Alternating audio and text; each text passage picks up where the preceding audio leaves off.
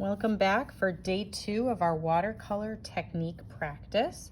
So today I'm asking you to try some other techniques. We did some basics last time with washes, wet on wet and wet on dry. These are a little bit more to create texture and do some details. So we're going to look at using a sponge. Sponges, you can do a lot with watercolor and texture just by layering. Here's an example using a lot of sponging to create different layers. We've got lights and darks with the greens to create a tree. Along with that, we're going to use spatter or splatter to kind of create some different textures that might work for your image. We will do some dry brushing.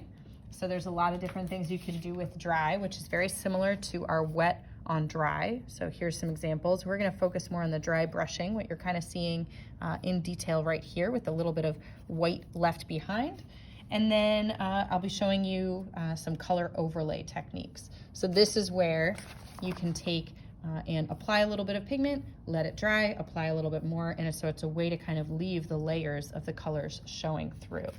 So to begin with, I started with the color overlay because you do have to wait for things to dry in between. So I started with my larger brush and I created a section. This section is what I did first, which was a really light blue. Created that and I did one line across.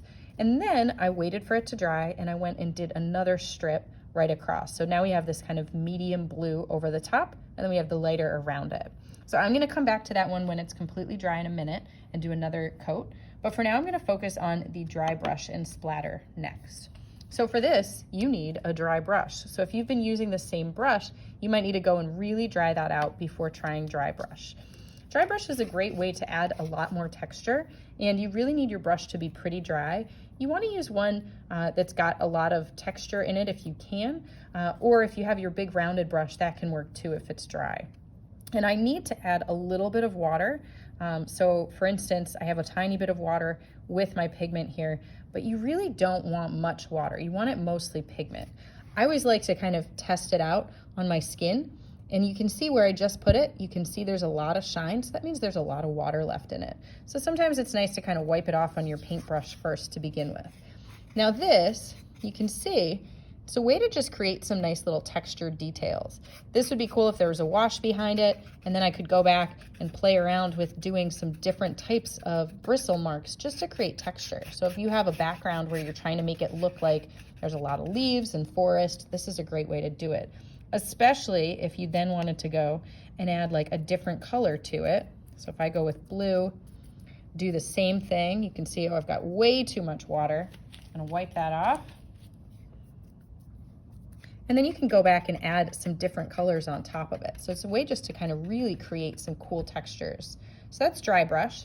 Splatter, if you use this, you wanna make sure you're covering a lot of your work, keeping things out of the way, because you can make a mess pretty quickly.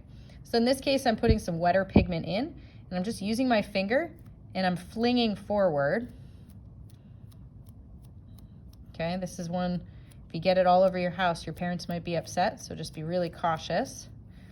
But you can see it creates a really cool effect, which could be really neat, potentially in the background or the foreground. So once again, if you're using that somewhere, just make sure you take things and cover up other areas so you don't get that splatter all over your piece.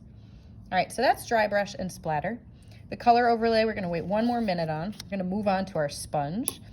So you all have a small pink piece of sponge. Now's the time to use it.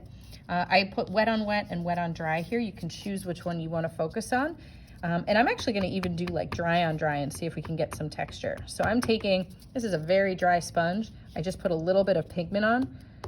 And you can even press down with that and see what happens. So this is very, very dry, what I just applied, but it adds some cool texture. Think of how that looks like what might happen in the water with different bubbles.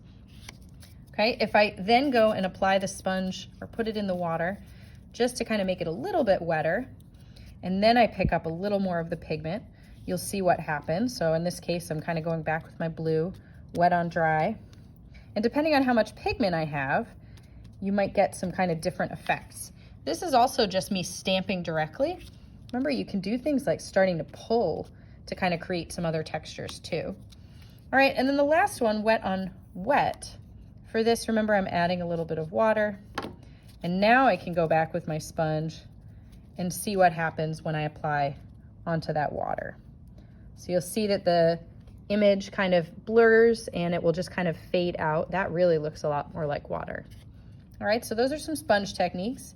Back to our color overlay as promised. I've got these two blues. I'm gonna go back now and go with my same color. You could do different as well.